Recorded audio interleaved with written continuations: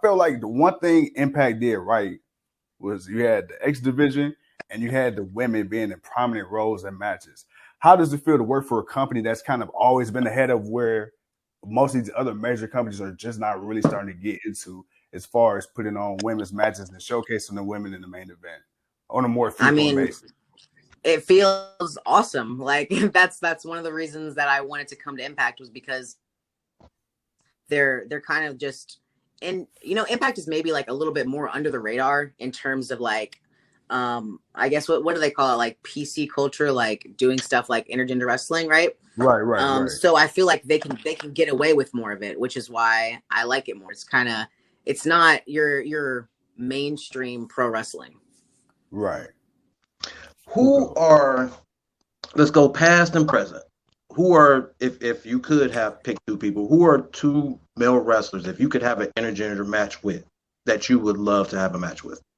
I would love to have a match with Eddie Guerrero, which I feel like would be everybody's top choice, right? Yeah. And Bret Hart. I feel like that would be awesome. That's a hell of a marquee. You got Latino Heat, Big Mama Pump. Okay.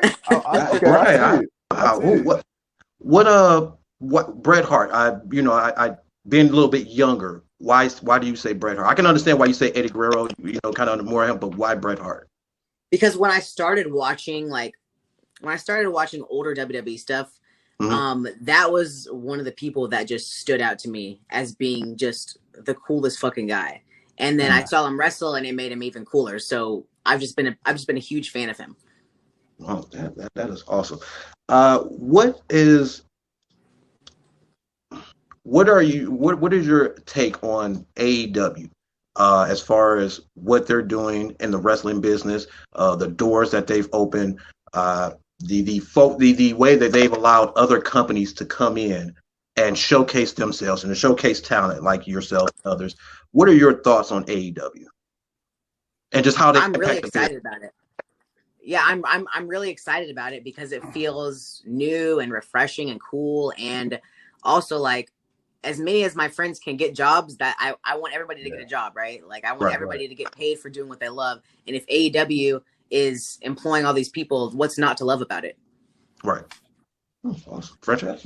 Nah, I got a question for you. So you recently re-signed with Impact again.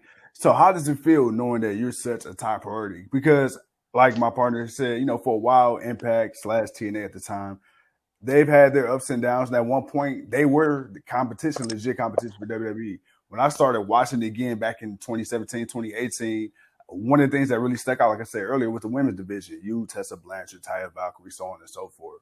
So how does it feel knowing, male or female, you're one of the top priorities in Impact Wrestling? I mean, I don't know if I'm a top priority. I mean, I know that I love it there, and I like to think that I'm like, one of the people that people think about when they think about Impact. But I don't know. I've never considered myself a top priority there, I guess. You're being humble, but I'm gonna let that slide because I understand. But moving forward, realistically, I mean, how much longer do you see yourself in the ring? I know you say you're 25. You still obviously got a lot of years on you, but in the perfect world, if you can go out on top, what's that target age for you if you have one? A target age. Ugh. I want to wrestle forever, but obviously you can't do that, right? Probably like around 35. I think I would start toning it down and maybe like start doing some stuff outside of the ring, but still in wrestling. Like that would be ideal for me. I would love to be an agent or a producer or something like that.